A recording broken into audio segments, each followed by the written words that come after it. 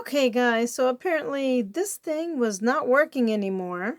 I went to fire up my old dusty Xbox just to be nostalgic, and my controller wouldn't work.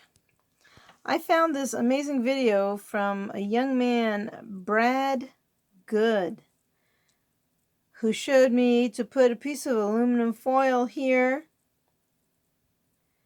I tried a bunch of other how-to videos as well.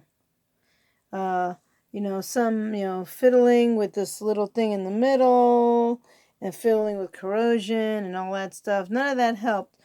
Well, I took this thing off of there. I thought, well, what if that thing is defective somehow? I mean, it looks okay, and I pulled this little tab out, and I messed with the tabs that are inside here. I messed with all that and pulled them back so they would be up more.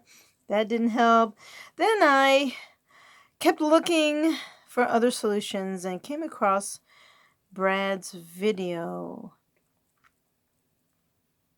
And underneath this tape in the middle, there's just a little bit of toilet paper to keep the batteries separated.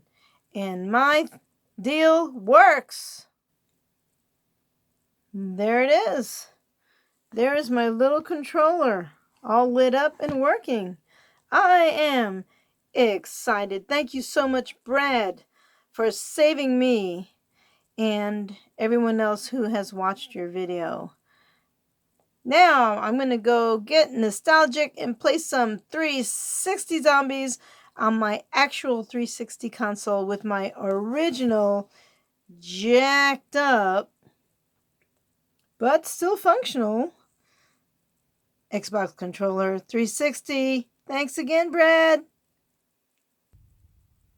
Let's do this.